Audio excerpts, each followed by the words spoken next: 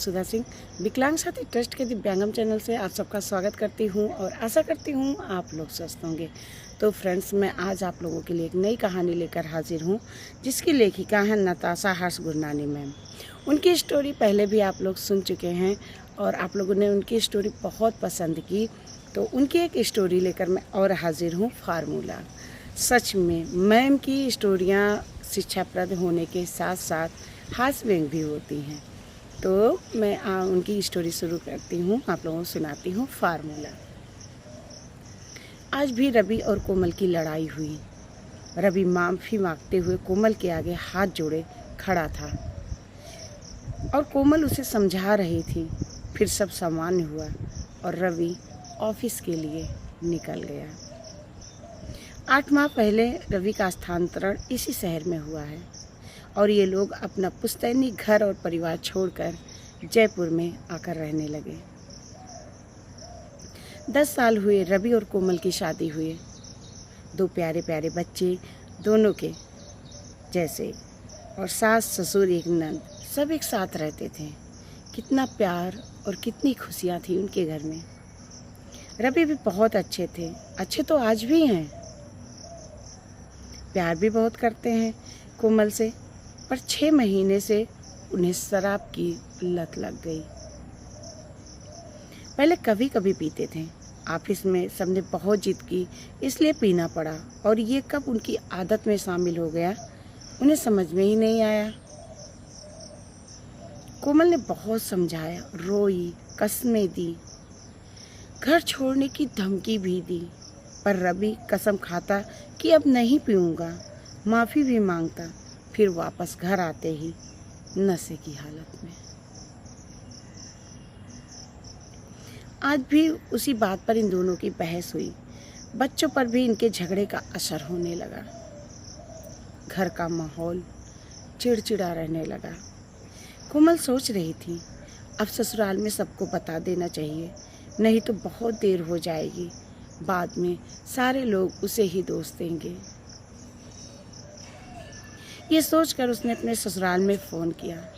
Hello कोमल बेटा, कैसी हो? मैं अच्छी हूँ मम्मी, आप कैसी हैं?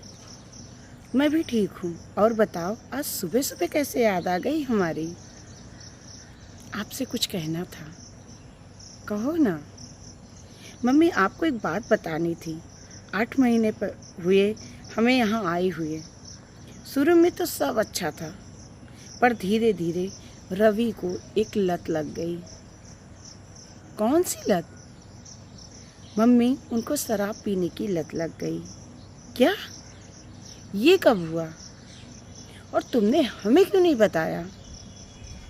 मम्मी, पहले महीने में 1 बार या 2 बार ऑफिस पार्टी में पीते थे, पर अब महीने में इनकी रोज़ की आदत हो गई। मैंने हर तरह से समझाया, धमकाया, पर इन पर कोई असर नहीं होता। रात में कसम खा लेते कि अब नहीं पीऊँगा और अगली शाम फिर पीकर आ जाते। अच्छा ये बात है, तुम चिंता मत करो कोमल, मुझे पता है उसकी ये आदत कैसे दूर की जा सकती है। कैसे मम्मी? सुनो, जो मैं कह रही हूँ वो करो, फिर देखो उसका कमाल। जी मम्मी।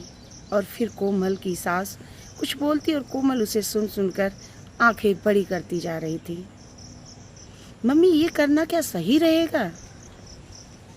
हाँ बिल्कुल, करके तो देखो, तुम डरो नहीं, मैं हमेशा तुम्हारे साथ हूँ। तुम फार्मूला 1 करो, अगर वो फेल हुआ तो मेरे पास फार्मूला 2 भी है। ओके मम्मी, मैं आज रात से ही शुरू करती हूँ फार्मूला 1। और दोनों खिलखिलाकर हंसने लगी और फ़ोन रख दिया।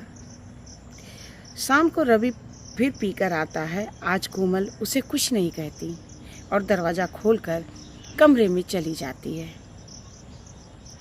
रवि कमरे में आकर उससे माफ़ी मांगता है। गलती हो गई, अब नहीं पीऊँगा कोमल, माफ़ कर दो ना। कोमल उससे प्यार से कहती, मुझे पता है तुम पीना नहीं चाहते हो, पर तुम्हारे दोस्त ज़बरदस्ती पिलाते हैं। हाँ कोमल, माफ़ कर दो, अब नहीं पीऊँगा। एक शर्त पर माफ़ करूँगी। क्या कोमल, बोलो, मैं तुम्हारी हर शर्त मंजूर है मुझे। ठीक है, आओ मेरे साथ। कहाँ कोमल? आओ तो। अरे ये तो बाथरूम है। क्या तुम्हें मुझ पर प्यार आ रहा है कोमल? आई लव यू कोमल। मेरी शर्त ये है कि आज से तुम ये सारे कपड़े तुम्हें धोने हैं। क्या? हाँ, और और कपड़े धोने के साथ साथ बर्तन भी साफ करने हैं। मैं सब तब तुम्हें माफ़ करूँगी।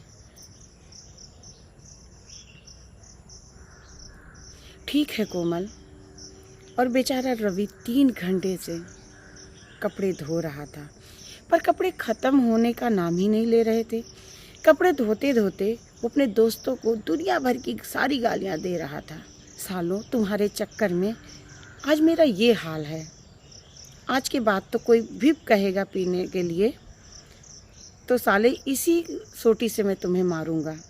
कोमल बाथरूम में आती और कहती, धुल गए कपड़े ना या नहीं? और रवि हाथ जोड़ते हुए कहता, मेरी माँ माफ़ करो, आगे से भूल से भी नहीं पीऊँगा। आज तुमने मेरा सारा नशा उतार दिया। उतर गया नशा तो बर्तन भी धुल डालो। और सुनो, आज की बात पिया तो घर आकर घर के सारे काम करने पड़ेंगे। मेरी माँ माफ़ कर दो, गलती हो गई। दोनों हाथ जोड़े बेचारा रवि बोला, अरे मैं कहाँ हूँ माँ तुम्हारी? मैं कहाँ हूँ तुम्हारी माँ? अभी उनका आना तो बाकी है, आ रही हैं वो परसों। फिर असली मज़ा चखने को मिलेगा तुम्हें। ये सुनते ही रवि दोनों हाथ जोड़े कोमल के पैरों पर गिर पड़ा। हे जगदम्बा भवानी, हे महाकाली, हमें माफ़ कर दो। आज के बाद भूल से भी पीने की भूल नहीं करूँगा। बस माफ़ कर दो इन बर्तनों से और इन कपड़ों से। आज रवि का सारा नशा उतर चुका था। कोमल मन ही मन अपने सासू माँ को धन्यवाद कह रही थी। नताशा हर्ष गुरनानी मैम जो भोपाल की हैं, उनकी ये रचना थी फार्मूला। तो फ्रेंड्स, सच में एक ना मैम की इस कहानी से मुझे एक चीज़ फील हुई कि जब मैंने ये कहानी पढ़ी तो मुझे बहुत अच्छा लगा। कभी कभार हमारे घर में जो पति पत्नी की लड़ाई होती है, वहाँ पर जो हमारी सास होती है, हमारी नंद होती है, उनको अच्छा लगता है कि चलो अच्छी बात है, मेरा बेटा मेरी बहू के ऊपर भड़क रहा है या मेरी बहू को अपने पैरों के नीचे रख रहा है। वहाँ पर वो खुश होती हैं जब बेटे और बहू में लड़ाई होती है।